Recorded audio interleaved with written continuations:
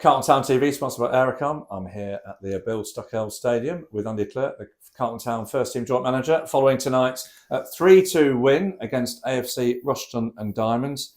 Andy, really difficult conditions with the rain tonight. How pleased are you with both what you saw and the result at the end of the day?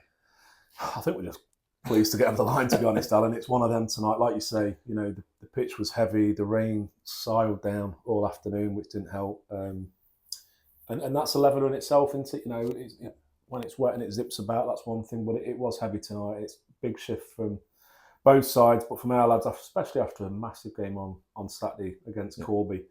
But they got the job done. Ultimately, it's not vintage, wasn't perfect, but we got the job done. That's the most important thing. Was that? I can ask you this because we won the game. Were you happy that the game was played, first of all, given how wet it was and certainly how heavy the pitch looked from the side? Yeah, massively. Yeah. Look, I should say, look, the pitch has been fantastic all season. That's massive credit to Chris and to Adam that have been supporting on the pitch, and a big effort from Adam and Jonathan Hand and Aidan before, just to look after a couple of bits that needed it. Fair play to the referee as well. He was really pragmatic, and I don't think there was a question, but there was a goal mouth. So yeah, first of all, to answer your question, really pleased that the game went ahead. Yeah. We got through the conditions and look, we got the result in the end. That's the most important thing. We started well, and then there was a spell in the first half when they moved the ball quite well. But Ollie Clerke, he kind of assisted his own goal. He won a header and then was first to react to the loose ball to get us the goal ahead at half time. Yeah, he said he played a 1-2 off the lad and then just dropped it in the back of the net. But, doesn't matter how they go in, does it? No. Ollie got in there, great ball from Clerke.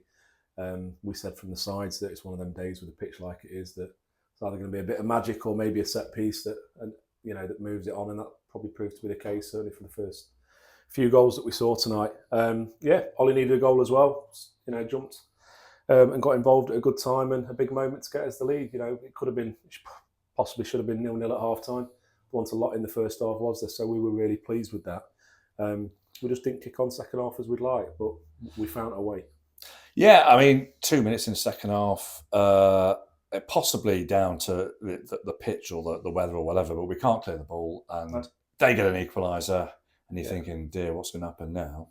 Yeah, must have been really pleased with the reaction then to go ahead. Yeah, disappointed. Like you say, 2 minutes in, suddenly pegged back, and really pleased. The skipper stood up, didn't he, at the right time again, a bit like Ollie, with followed up for his first goal, and I'm sure you'll touch on the winner. Well, I will in a moment, but the second goal, Mark mentioned on Saturday wanting Hiltz to get forward, get more shots in, get his goal target, and it was his run and shot that led to the skipper getting his back ahead, 4 or 5 minutes after they'd equalised. Yeah. Well, look, Hiltz, great play. Look, I think Hiltz is where he was probably 2-3 years ago now. He'll say by his own admission he had a disappointing season last year. I've worked with Hiltz a long time before Carlton, and he's got that. He's got goals. He should be getting double figures in a season. He's got all the attributes of a wide man, and it's no secret we've pushed him and we've said, you've got to back yourself. And said to him second half, he's pulled in and he's hit one, and it ain't gone where he's wanted. And the message from me and Mark was, you get the same opportunity, do the same thing again. Probably execute it better, but do the same thing, keep doing it. Well, he did. It was a very good save by their goalkeeper, but Niall Davies there waiting to put it in. And then the third goal. What a fantastic goal from Niall Davies, but some really good work by Dura and then Lamin Mane on the left-hand side to create the chance in the first place.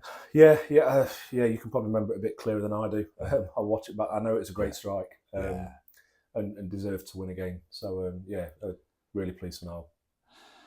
And then within a couple of minutes of that, they score 3-header off a corner, and we've got half an hour to see it out.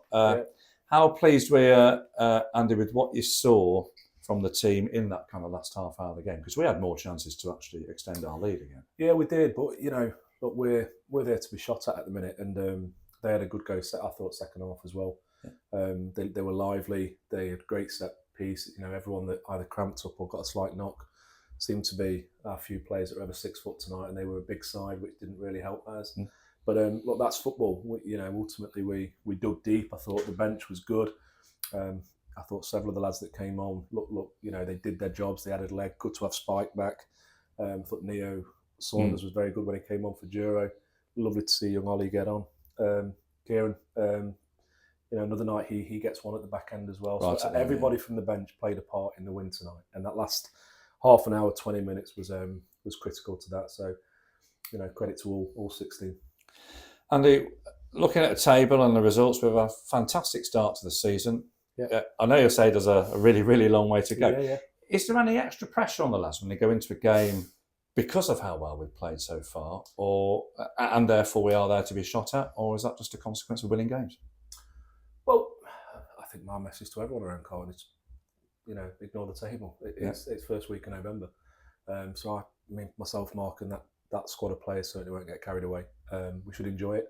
It's a different challenge for the lads. They've been used to chasing as opposed to having people trying to pick them. But it's so early, Alan, that I think let's have a look again. When we play Baseford at Christmas, we'll know a little bit more, won't we? Brilliant. Thanks ever so much, Andy. As always, mate. Thank you. Thanks.